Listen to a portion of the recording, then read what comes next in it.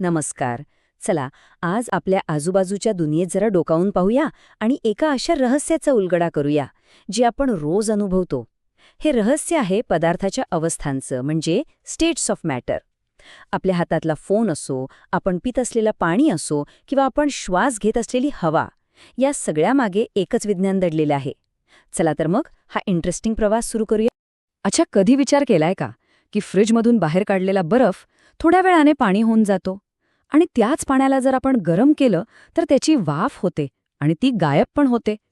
म्हणजे बघा, पदार्थ एकच पण त्याची रूपं किती, 3. ही काही जादू नाही आहे. यामागे आहे शुद्ध विज्ञान आणि आज आपण याच विज्ञानाचा शोध घेणार आहोत.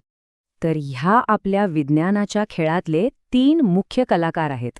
यांनाच आपण पदार्थाच्या 3 मुख्य अवस्था म्हणतो. पहिली आहे घन म्हणजे सॉलिड, दुसरी आहे द्रव म्हणजेच लिक्विड आणि तिसरी आहे वायू म्हणजेच गॅस. चला तर मग आपली ओळख करून घेऊया पहिल्या अवस्थेशी, म्हणजेच घन अवस्था म्हणजेच सॉलिड. घन पदार्थांची सगळ्यात मोठी खासियत काय, तर त्यांना एक ठराविक आकार असतो, म्हणजे एक फिक्स्ड शेप असतो, आणि एक ठराविक आयतन म्हणजे फिक्स्ड व्हॉल्यूम असतं. आता बघा, तुमच्या हातातला दगड किंवा पुस्तक तुम्ही कुठेही ठेवा, जमिनीवर ठेवा किंवा बॅगेत ठेवा, त्याचा आकार बदलतो का? नाही. आणि तो जेवढी जागा व्यापतो ती पण बदलत नाही. पण असं का होतं? याचं खरं कारण दडलंय त्यांच्या आतल्या कणांच्या रचनेत. कल्पना करा की एका क्लासरूममध्ये मुलं अगदी शिस्तीत आपापल्या बाकावर बसली आहेत. ते थोडेफार हलू शकतात, पण आपली जागा सोडून इकडे तिकडे फिरू शकत नाहीत, बरोबर? घन पदार्थांचे कण अगदी तसेच असतात. एकमेकांना घट्ट पकडून ठेवतात. ते फक्त आपल्या जागेवर थोडे कंप पावतात, म्हणजे व्हायब्रेट होतात. ओके, आता पुढे जाऊया आणि भेटूया दुसऱ्या अवस्थेला, द्रव अवस्था म्हणजेच लिक्विड. आता द्रवांची गोष्ट ना थोडी वेगळी आहे. त्यांना स्वतःचा असा ठराविक आकार नसतो. म्हणजे त्यांना तुम्ही ज्या भांड्यात टाकाल ते त्याचा आकार घेतात. पाण्याला ग्लासात ओतलं तर ग्लासाचा आकार, बाटलीत भरलं तर बाटलीचा आकार. पण त्यांचं आयतन म्हणजे व्हॉल्यूम मात्र फिक्स असतं. याचा अर्थ 1 लिटर पाणी ग्लासात असो किंवा मोठ्या पातेल्यात ते 1 लिटरच राहणार. आता याचं कारण काय असेल बरं? ते म्हणजे द्रवाचे कण. हे कण जवळ तर असतात, पण त्यांच्यात घन पदार्थांसारखी अगदी घट्ट मैत्री नसते. ते एकमेकांवरून सहज घसरू शकतात. जसं गर्दीत लोक एकमेकांना जागा देत पुढे सरकतात ना, अगदी तसंच. आणि म्हणूनच तर द्रव पदार्थ वाहू शकतात, म्हणजे फ्लो होऊ शकतात.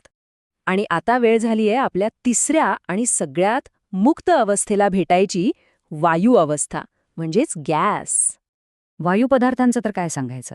यांना ना ठराविक आकार असतो, ना ठराविक आयतन, म्हणजे नो फिक्स शेप आणि नो फिक्स्ड व्हॉल्यूम. त्यांना जेवढी जागा मिळेल ना तेवढ्या पूर्ण जागेत ते पसरतात. याचं बेस्ट उदाहरण म्हणजे अगरबत्ती. आपण एका कोपऱ्यात लावतो, पण तिचा सुगंध पूर्ण खोलीभर पसरतो की नाही? असं का होतं? कारण वायूचे कण हे एखाद्या मोठ्या मैदानात सुसाट पळणाऱ्या खेळाडूंसारखे असतात. ते एकमेकांपासून खूप खूप लांब असतात आणि प्रचंड ऊर्जेनी कुठेही कशाही वेगाने फिरत असतात. त्यांच्यात एकमेकांबद्दल आकर्षण जवळजवळ नसतंच. तर आता आपण घन, द्रव आणि वायू या तिघांनाही भेटलो. चला, आता पटकन त्यांची एकाच फ्रेममध्ये तुलना करूया, म्हणजे सगळं चित्र एकदम क्लिअर होऊन जाईल. तर बघा, हा तक्ता खूप महत्वाचा आहे. फरक एकदम सोपा आहे लक्षात ठेवायला. घन म्हणजे एकदम शिस्तबद्ध, आकार पण ठरलेला, जागा पण ठरलेली. द्रव थोडेसे लवचिक, जागा तेवढीच घेतात, पण आकार मात्र भांड्यानुसार बदलतात. आणि वायू, ते तर पूर्णपणे स्वतंत्र, ना आकार ठरलेला ना जागा, जिकडे संधी मिळेल तिकडे पसरणार. सोपं आहे ना? पण ह्या तिन्ही अवस्था इतक्या वेगवेगळ्या का वागतात? यामागचं मूळ कारण काय आहे? चला, आता जणू काही आपण एका मायक्रोस्कोपमधून आत डोकावून पाहूया आणि ह्या रहस्याच्या मुळाशी जाऊया. सगळा खेळ आहे त्यांच्या आतल्या कणांच्या मांडणीचा, म्हणजे पार्टिकल अरेंजमेंटचा. घनपदार्थांमध्ये कण एकदम शिस्तीत एकमेकांना चिकटून बसलेले असतात. द्रवांमध्ये ते थोडे मोकळे होतात, एकमेकांवरून घसरू शकतात. आणि वायूंमध्ये तर ते पूर्णपणे मोकळे, एकमेकांपासून खूप लांब, स्वच्छंदी फिरत असतात. कणांमधलं हे अंतरच त्यांचे गुणधर्म ठरवतं. मग सुरुवातीला आपण जो प्रश्न विचारला होता की बर्फाचं पाणी आणि पाण्याची वाफ कशी होते, याचं उत्तर आहे ऊर्जा, म्हणजेच एनर्जी. जेव्हा आपण पदार्थाला उष्णता देतो, म्हणजे हीट देतो, तेव्हा त्याच्या कणांना ऊर्जा मिळते. आणि ही ऊर्जा मिळाल्यावर ते अधिक जोरात हलू लागतात आणि एकमेकांपासून दूर पडायला लागतात. याचमुळे घन बर्फाचं रूपांतर द्रव पाण्यात होतं आणि द्रव पाण्याचं रूपांतर वायू म्हणजेच वाफेत होतं. तर या संपूर्ण प्रवासात आपण पदार्थांच्या अवस्थांचं रहस्य जवळजवळ उलगडलंच आहे. चला, जाता जाता सगळ्यात महत्वाचे मुद्दे पुन्हा एकदा आठवून घेऊया. तर आज आपण पदार्थाच्या 3 मुख्य अवस्था शिकलो: घन, द्रव आणि वायू, म्हणजे सॉलिड, लिक्विड आणि गॅस. आपण हेही पाहिलं की त्यांचा आकार आणि आयतन कसं वेगवेगळं असतं, आणि या सगळ्याच्या मागे खरं कारण काय आहे ते म्हणजे त्यांच्या कणांची खास मांडणी. आणि शेवटची एक सगळ्यात महत्वाची गोष्ट लक्षात ठेवायची, ती म्हणजे अवस्था बदलते पण पदार्थ तोच राहतो.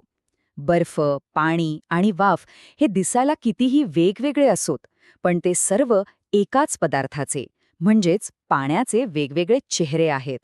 किती इंटरेस्टिंग आहे ना हे विज्ञान.